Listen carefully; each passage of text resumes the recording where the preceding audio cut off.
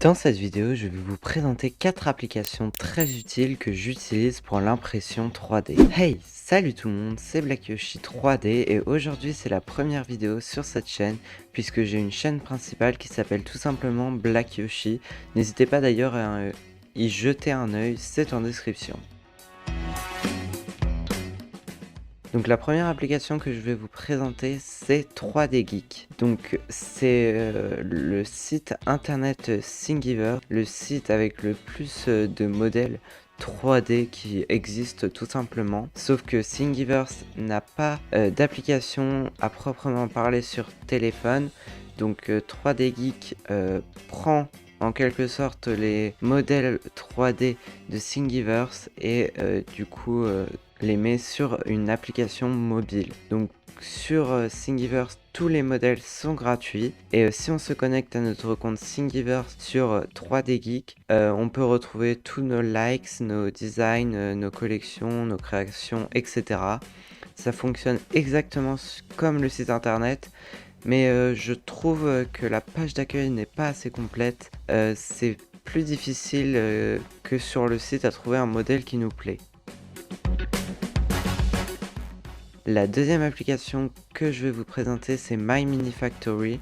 Donc c'est aussi un site internet, sauf que cette fois-ci, il y a une application officielle et il y a des modèles gratuits ou des modèles payants.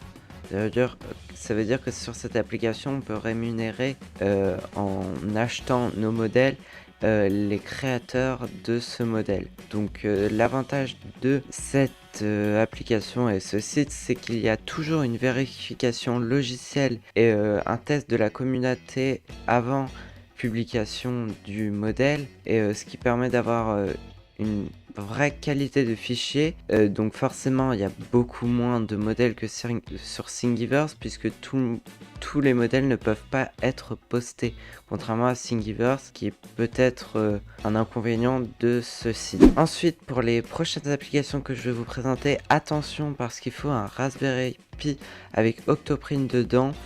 Ça vous permettra de contrôler votre imprimante depuis un ordinateur ou un téléphone si vous en avez jamais entendu parler. Donc je vous mets le tuto très complet d'Heliox dans le i en haut à droite de l'écran et vous pouvez retrouver son tuto. Donc comme ça ce tuto pourra vous expliquer ce que c'est et si vous avez envie le faire sur votre imprimante. Donc la prochaine application c'est Octoremote, donc ça vous permet de tout faire comme sur l'interface d'Octoprint.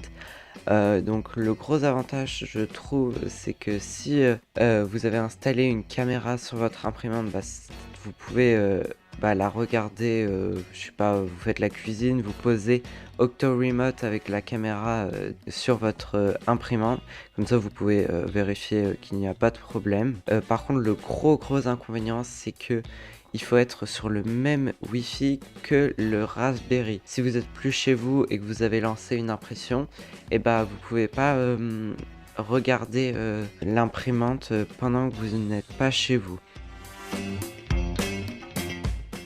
Donc heureusement il y a l'application Obico, c'est un plugin d'Octoprint qui permet à détecter et arrêter une impression s'il y a un problème. Je pense notamment le modèle qui se décolle et après ça fait plein de fils et vous perdez plein de finalement pour rien. Donc je vais vous faire une vidéo plus complète par la suite, c'est déjà prévu sur ce plugin. Et cette fois-ci le gros avantage c'est que vous n'avez pas besoin d'être sur le même Wi-Fi que le Raspberry. Et voilà les gens, la vidéo est déjà terminée, j'espère qu'elle vous aura plu.